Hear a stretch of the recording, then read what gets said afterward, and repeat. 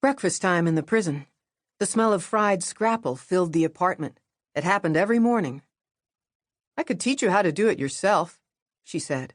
"It's simple." "I want you to do it," I said. "You'll be a teenager soon. You'll have to learn someday." "You're doing it," I told her. "Case closed." Her name was Aloda Pupko. She was a prison trustee. She took care of our apartment above the prison entrance, washed, ironed, dusted, and kept me company, housekeeper, Cammie keeper. At the moment, she was braiding my hair. "Okay," she said. "Done." I squawked, "Already?" I didn't want her to be done. "This little bit?" She gave it a tug. She was right. I'd wanted a pigtail down the middle, but all my short hair allowed was barely a one-knotter, a pig stub. I felt her leaving me. I whirled. "No!" She stopped, turned, eyebrows arching. "No?" I blurted the first thing that came to mind. "I want a ribbon." Her eyes went wide, and then she laughed, and kept laughing. She knew what I knew. I was anything but a hair ribbon kind of girl. I sat on the counter stool dressed in dungarees, black and white high-top keds, and a striped T-shirt. My baseball glove lay on the other stool. When she had laughed herself out, she said, "Ribbon? On a cannonball firebug?" She had a point on both counts. Cannonball was my nickname. As for firebug... In school 2 months earlier, we had been learning about the Unami, the Native Americans from our area. This inspired me to make a fire the old-fashioned Unami way. For reasons knowable only to the brain of a sixth grader, I decided to do so in our bathtub. On the way home from school one day, I detoured to the railroad tracks and creek and collected my supplies.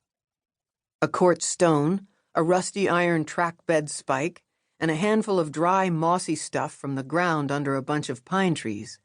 I laid it all in the bathtub and climbed in. Over the mossy nest, I smashed and scratched the stone and spike into each other. My arms were ready to fall off when a thin curl of smoke rose out of the nest. I blew on it. A spark appeared. "What are you doing?" said Aloda from the doorway. I glanced up at her and screamed because the spark had flamed and burned my thumb. Stone and spike clanked on porcelain. Aloda turned on the shower, putting out the fire and drenching me. When I dried off and changed my clothes, she put Vaseline and a Band-Aid on the burn and told me to tell people I had cut myself slicing tomatoes. Aloda tapped my hand. "Let me see." I showed her. The burn was just a pale pink trace by now. She took my hand in both of hers. She seemed to hold it longer than necessary. "Number 1 law?" she said.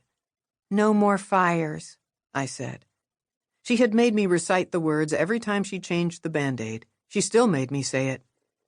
Then her hands were off me, but I was still feeling her. It was her eyes. She was staring at me in a way that seemed to mean something, but I would not find out what till years later. "Tell you what," she said, breaking the spell. "If you make it to 3 knots, I'll get you a ribbon." Again she started to leave. Again I blurted, "You're so lucky." Again she stopped. "That's me, Miss Lucky." "I mean it," I said. "You get to have scrapple every day." "You're right," she said. "That's why I decided to live here. I love the scrapple." She walked away. "Stop!" She stopped. She waited, her back to me. "You can't go," I told her. "I have work to do." She stepped into the dining room.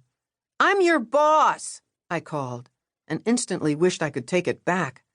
I added lamely, "When my dad's not here." Her shoulders turned just enough so she could look back at me. Surprisingly, she did not seem angry. She sighed. "Miss O'Reilly." I stopped her. "My name is Cammie." "Miss Cammie." "No," I snapped. "No miss, just Cammie." She stared. "Say it." She kept staring. "Please." Now she was angry. My name, barely audible, came out with a blown breath. Cammie. She walked away. This was in mid-June, the 4th day of summer vacation when I was 12, and I had decided that Alota Pupko must become my mother.